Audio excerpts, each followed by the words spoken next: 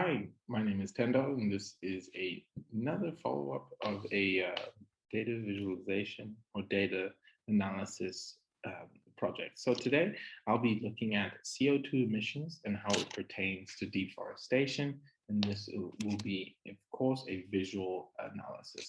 So to start, what I'll do is I'll go through the background of this project in order to establish an understanding. So over the last 150 years, we as human beings have sought to catalog our ever-changing environment.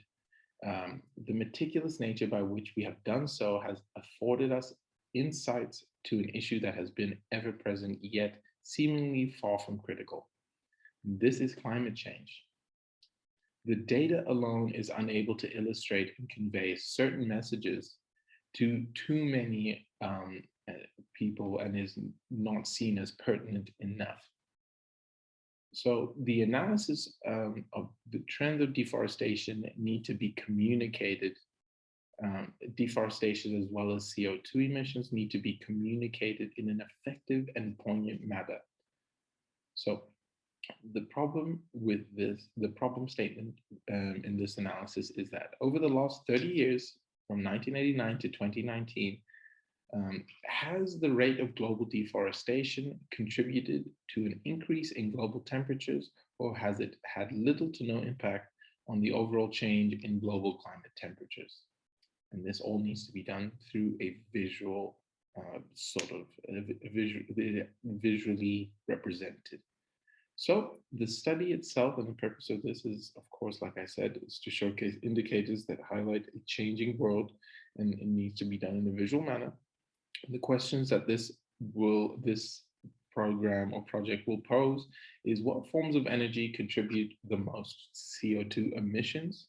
How is overall temperature changing as a result of CO2 emissions? And what impact has deforestation played in reducing the Earth's ability to scrub CO2?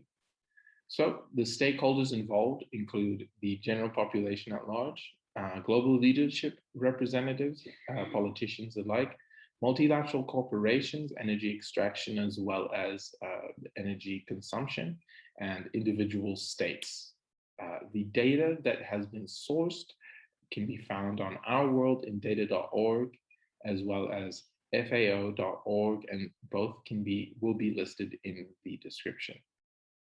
The tools for preparation that I used was Tableau. So let's get into it. So with sharing, I suppose, resume sharing. There we go. Oh, new shared window to the front. Oh, new share. Sorry. There we go. Oh, Tableau share. There we go. Okay. So sorry about that. So the first graph that we'll be looking at is the temperature over time. Now, this is going to be looking at 5 of the biggest contributors in terms of CO2 emissions, and relatively the biggest economies in the world today. So we will be looking at China, Germany, India, Russian Federation, and the United States of America. Now, as we can see here by the graph, it displays temperature overall, and it has a base of 0 as well as negative as well, and positive strikes on the vertical axis. Now, what this indicates is that 0 being what is considered the most regular or most prevalent temperature range that these countries experience year over year. And then, 2 points below, meaning that it's lower than that on average, or 2 above, that means it's higher, of course. So as we can see, up until, if we extrapolate a little further back from 1989 and we go to 1967, we can see generous yo-yoing of temperatures. Germany in and of itself, going through early industrial revolution or rebuilding of Germany, suffered plenty of fluctuations early on. However, it was made sure to try and stay as close to 0 as possible. And the same can be said for China, If we look at it staying relatively close for the first half of the 20th century, or the latter half of the 20th century, and same for the United States. Now, after we hit 1989, there is a rapid increase in all 5 states here, besides India, of course, as they are ramping up their industrial revolution as well, or industrializing their economies. But Russian Federation, Germany, and China and the United States all spike after 1989 and move further away from zero. So further away from what they are commonly would be accustomed to year over year, and moving closer and closer to a higher ceiling and a brand new floor, which would indicate that the average temperatures in these countries are increasing almost at an exponential rate, as it is shown here as well. In Russian Federation, it had only become a state effectively after the fall of the Soviet Union, but was of course showing very high spikes, and this is a contribution from previously being in the USSR. It would probably show up in the lower half there as well. So what we can understand is, of course, that there is an average increase in temperature overall in the 5 larger nations, in terms of their new ceiling and their new floor has moved up from zero, meaning that it is a lot warmer in these countries, and it is, of course, a lot warmer around the world. So moving on to the next graph, we are looking at, let me just move my face here. All right, so the next graph, we can see this shows the economic, the consumption of energy through different forms of fuel. Now that shows the most, and then this shows their production or expulsion of CO2 emissions. As we can see, the biggest contributors from India happen to be electricity, and China as well, and then coal as well, diesel oil in China, and United States has electricity as well, kilotons for motor gasoline as well, diesel oil. So there's various forms that are being measured in this graph, and as over time we will be able to see if there's a change in the mix in terms of what countries will use as fuel, and see how that affects the CO2 that is being emitted. So as we move further and we get into the new millennium, we cross over to the new millennium. So we'll start 2001 there. And the mix is relatively the same.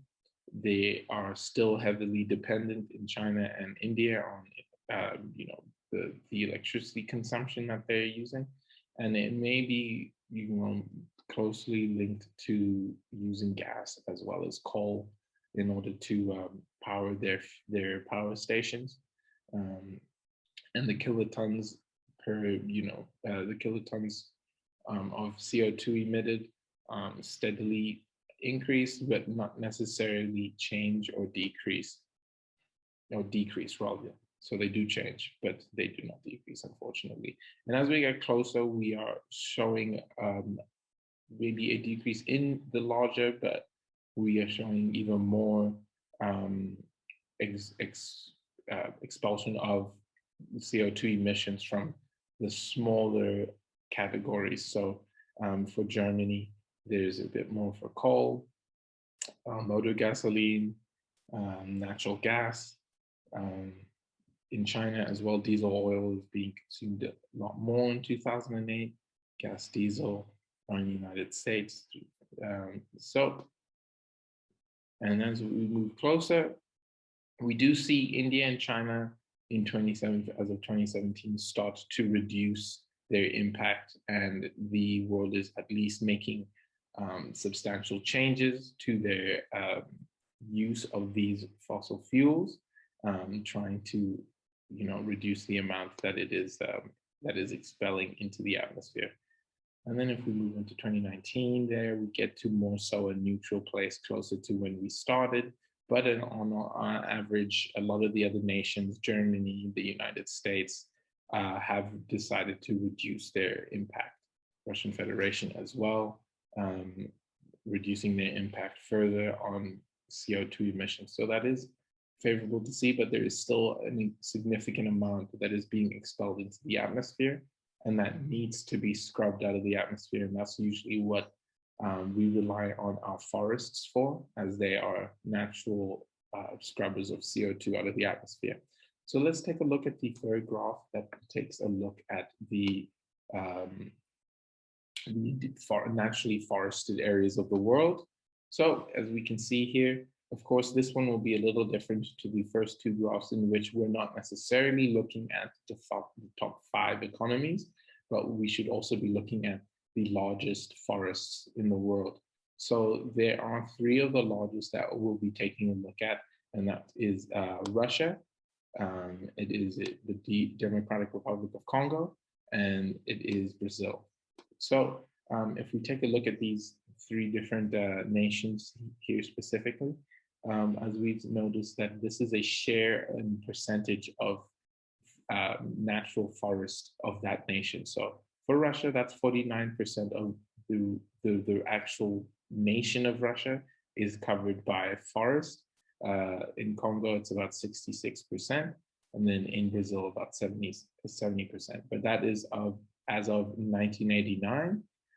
So as we look further in and we look to what deforestation has done, of course, so with Brazil starting at 70%, we would hope that it would be the same, but instead we've gone lower to 61%. Democratic Republic of Congo is reduced to 60%. Russia, on the other hand, does keep its 49.78, as well as a few of the other top producing nations.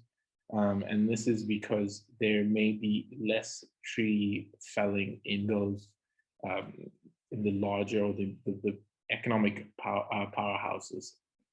Instead, there is a case to be made that tree felling as well as lumber is being taken or extracted from these developing nations, and as they are able to produce enough lumber to satisfy the needs of America, Europe, the Americas and Europe, sorry, everything to do from housing, real estate, as well as for manufacturing, for paper and things of that nature. And then as we get closer and we get to 2020, we see Brazil's been deforested, the max forest is at 59%, all the way down from 70. Democratic Republic of Congo is down to 55%, but Russia is still at 49.78%.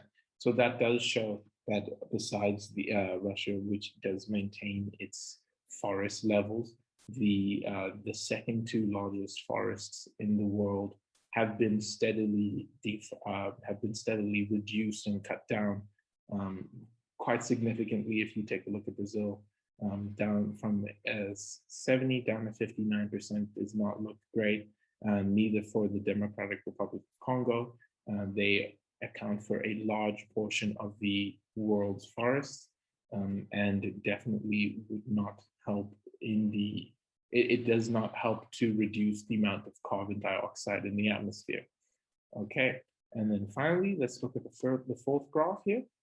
And now this is a very interesting graph as well. This shows, of course, like I had spoken to you before, the tree deforestation across the top 4 global nations. So, of course, Russia maintains its forested area throughout of 800 million hectares. Of course, the United States sees a little bit of fluctuation here and there. China, in fact, was reforesting. So you see an actual increase in forest size here, but a lot of it is man-made. But that does not, this graph particularly does not account for the difference in that. India has maintained and kept it very stable, and then Germany as well. No real difference here, but this goes to show that the economies that are producing the most CO2 are are not having to deforest at the rate at which the smaller nations are doing so. So they are the larger emitters, yet they aren't using their own resources in order to uh, emit the CO2. And in fact, they are causing more harm to the smaller and developing nations whom are, putting a lot more on the table and are uh, suffering larger consequences for that. So with that in mind, here are a few things that we can consider and recommendations. So the study recommends that the more impactful policy be put in as a state as well as a municipal level to work towards reforestation, and that would be reforestation of the Amazonian basin in Brazil, as well as the Democratic Republic of Congo. The world would definitely benefit from having larger forests in those areas, as it would help to reduce the amount of CO2 in the atmosphere currently. The reliance on fossil fuels has arguably caused a great disservice to people around the world. It may mean states would need to be open to various alternate methods of energy consumption. That is definitely something that nations around the world are putting to the table today. We've seen on the news in recent time, as well as in the past, that fossil fuels may not be the answer and may not be what would help sustain the human race on Earth today or into the future. So alternative uses or methods of fueling and powering our lives may be in order sooner rather than later.